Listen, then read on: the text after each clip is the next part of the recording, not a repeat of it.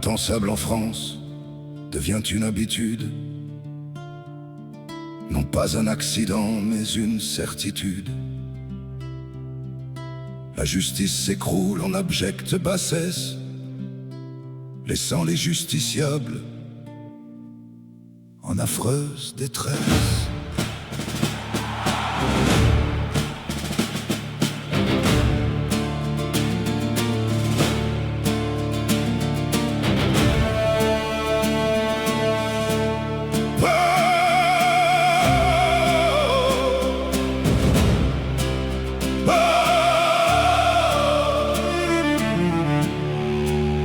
Pas de jour sans violence, laissé sans répression. Pas de jour sans victime, laissé à l'abandon. Une idéologie mortifère et puante s'abat sur les parquets, les juges sans nuance. Il faut sans hésiter punir l'extrême droite, ceux qui préfèrent l'ordre à l'ignoble gabegie, qui veulent que les violeurs soient durement punis. Nous allons les traiter de façon adéquate. Ainsi pensaient quelques parquets de France, recevant parfois de lourds signalements, qui arrivaient chargés de toute la souffrance d'une mère inquiète pour sa fille de 11 ans. Pourtant chez les gendarmes on faisait ce qu'il faut, on classait sans vergogne toutefois un défaut. Dans l'énorme machine pouvait tout renverser, ce fut Diana qui pourrait tout changer. Oh bien sûr il ne faut pas rêver, ce n'est pas d'aujourd'hui que les filles sont violées, et que les procureurs qui s'en lavent les mains laissent les braves violeurs devenir assassins.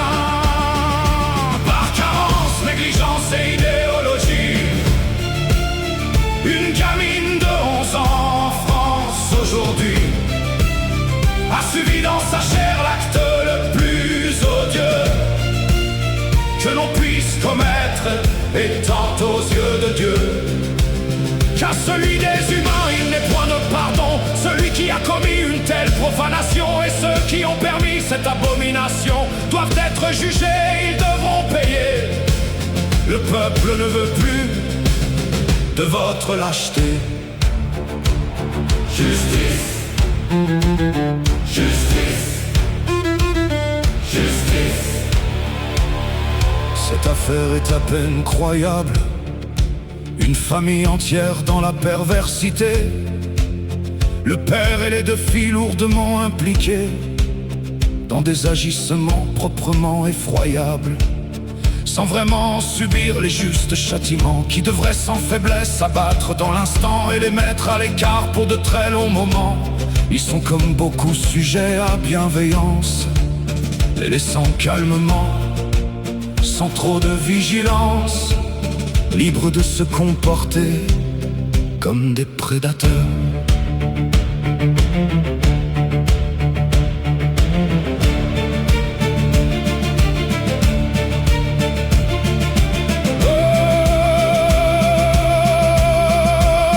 Dans le meilleur des cas, devenant des violeurs, une belle gamine dans sa première enfance vient de perdre la vie, et ça se passe en France par la faute de gens que je n'ose nommer. Font-ils d'ailleurs partie de notre humanité?